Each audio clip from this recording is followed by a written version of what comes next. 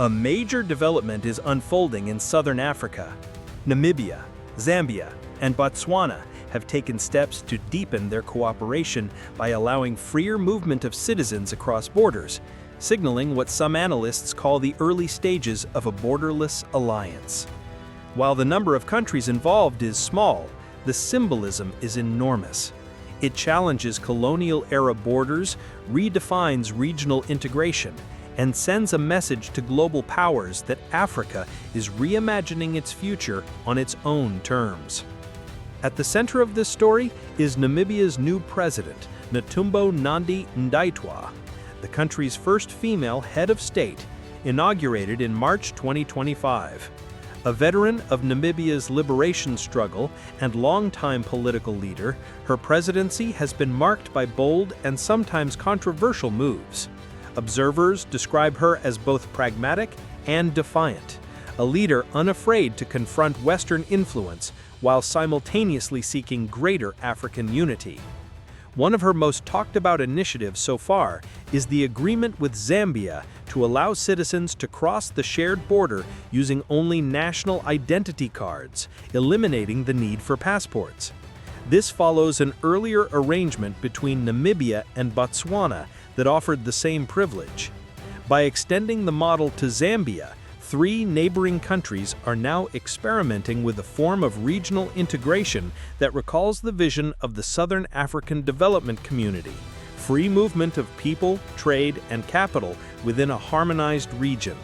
Supporters of the initiative say it represents more than a policy shift. It is a statement.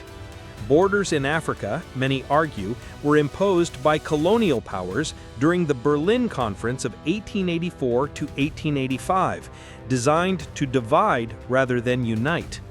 These borders often split communities and trade routes, creating long-term barriers to movement and economic growth.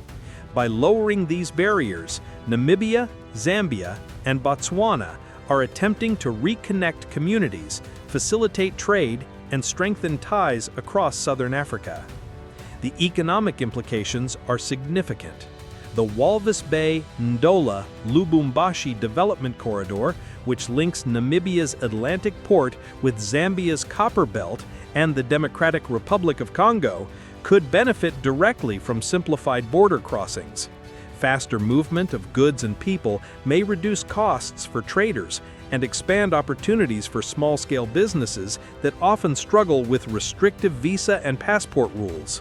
Tourism between the 3 countries may also see a boost as cross-border travel becomes more accessible and affordable. Yet the political implications are even greater. By forming what some are calling a borderless alliance, Namibia, Zambia, and Botswana are carving out a path towards stronger regional cooperation independent of external pressures. This comes at a time when African states in other regions, notably Mali, Burkina Faso, and Niger in the Sahel, are experimenting with deeper integration and collective action, particularly against external influence. For Namibia's president, the Borderless Pact aligns with her broader agenda of asserting sovereignty and reducing dependency on outside powers. Early in her presidency, she announced the nationalization of Namibia's oil and gas sector, ensuring that revenues from expected offshore discoveries would remain under Namibian control. She also issued a strong demand for reparations from Germany over colonial-era atrocities, insisting that reconciliation requires more than symbolic gestures. Her government has also signaled skepticism toward external projects, including health trials proposed by international foundations. Supporters view these stances as a defense of sovereignty and dignity, while critics warn that distancing from international partnerships could pose risks to investment and development. The move toward borderless cooperation is not without challenges. Questions remain about how the 3 countries will manage migration, security, and law enforcement under looser border restrictions. While passports may no longer be required for citizens, there are still concerns about smuggling, cross-border crime, and potential strains on local economies if migration flows are not carefully managed. Internationally, the initiative is being closely watched. Some Western analysts frame it as a worrying sign of growing African nationalism that could complicate foreign investment and trade. Others see it as a positive step toward African-led solutions, reducing dependency on aid while unlocking regional economic potential. Southern Africa is rich in resources. Namibia holds some of the world's largest uranium deposits and has emerging offshore oil potential. Zambia is a top global copper producer, critical for renewable energy technologies. Botswana is globally renowned for its diamond industry. If managed cooperatively, these resources could form the foundation of a powerful regional bloc with leverage in global markets. This possibility fuels concern among external actors who have long benefited from fragmented African markets. For decades, the global economic system has relied on African countries trading individually, often on terms unfavorable to them. A unified bloc of resource-rich nations, whether in the Sahel or Southern Africa, could shift bargaining power away from Western corporations and governments.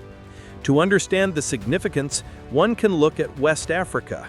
For decades, the Economic Community of West African States, ECOWAS, has had a protocol on the free movement of people. Despite challenges, millions of West Africans cross borders with little restriction, fueling cross-border trade and cultural exchange. Supporters of the Namibia-Zambia-Botswana Pact argue that Southern Africa may be finally catching up with that model, with the potential to create a mini Schengen zone in the heart of the continent. But while the benefits are clear, so too are the domestic debates. In Namibia, small traders see opportunity, but some farmers worry about competition from Zambian agricultural products. In Zambia, copper traders are enthusiastic, while labor unions raise concerns about migration pressure on jobs. In Botswana, tourism operators welcome freer travel, but opposition politicians question whether the government has secured enough protections against smuggling and illicit trade. For ordinary citizens, however, the vision of unity resonates deeply. Families long divided by colonial borders see the possibility of reunification.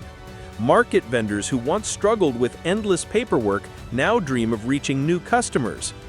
Youths imagine studying or working across borders without bureaucracy standing in the way.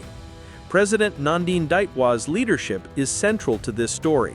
Her personal history as a liberation fighter and long-serving politician gives her credibility when speaking about sovereignty, independence, and unity.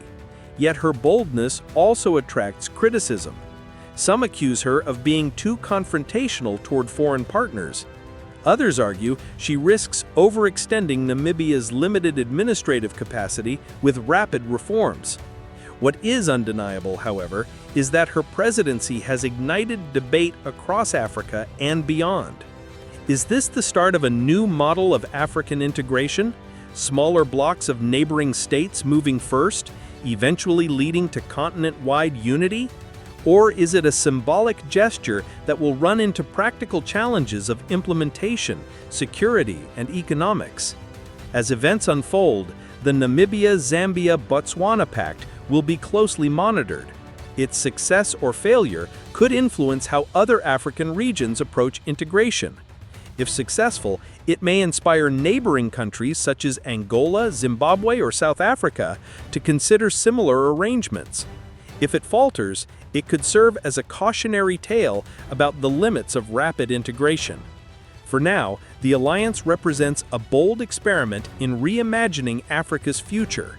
At its core is a simple but powerful idea that borders imposed from outside can be redefined from within, and that the movement of people and resources should serve African prosperity first. Whether this becomes a turning point in Southern African history or a short-lived experiment remains to be seen. But one thing is clear: the decisions being made today in Windhoek, Lusaka, and Gaborone are reshaping the conversation about sovereignty, unity, and Africa's place in the world.